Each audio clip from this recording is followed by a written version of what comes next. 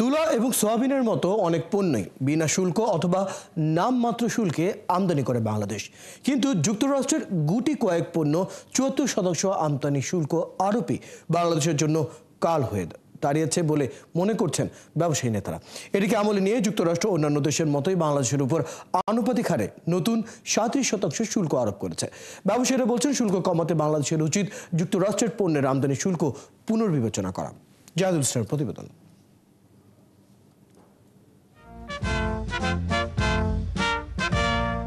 বিশ্বের বিভিন্ন দেশের মতো গেল বুধবার বাংলাদেশি পণ্যের উপরও আনুপাতিক হারে শুল্ক বসায় যুক্তরাষ্ট্রের প্রেসিডেন্ট ডোনাল্ড ট্রাম্পের প্রশাসন। সেখানে দেখানো হয়েছে যুক্তরাষ্ট্র থেকে পণ্য আমদানিতে বাংলাদেশের শুল্ক আরোপ করা আছে ৭৪%।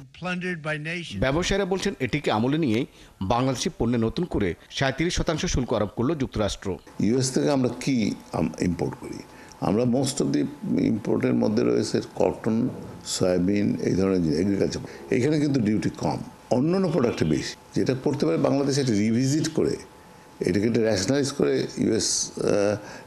ইউএসটিআর আসতে কম্পিটির সাথে বলতে পারে যে এইটা রিয়েলিস্টিক না, তোমরা এটাকে যে ফর্মুলাই ফেলো এটা রিয়েলিস্টিক করো, এটা করতে পারে। তথ্য বলছে, যুক্তরাষ্ট্রে $৭.৫ বিলিয়ন পণ্য রপ্তানির বিপরীতে বাংলাদেশের আমদানি $2 বিলিয়ন পণ্য, অর্থাৎ ঘাটতি $5 বিলিয়ন।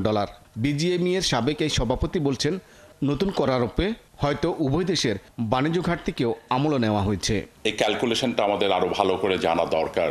আমরা ইম্পোর্ট করি ইউএসএ থেকে $2.2 বিলিয়ন কিছু উপরে, এবং আমাদের এখানে কিন্তু average duty it's much less than US যেটা আমাদের থেকে ট্যাক্স হিসাবে নেয়।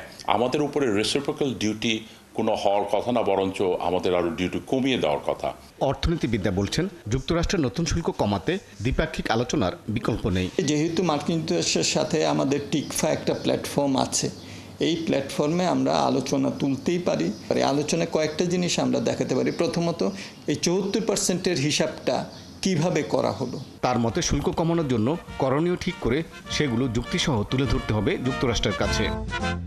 জাহিদুল ইসলাম, ৭১, ঢাকা।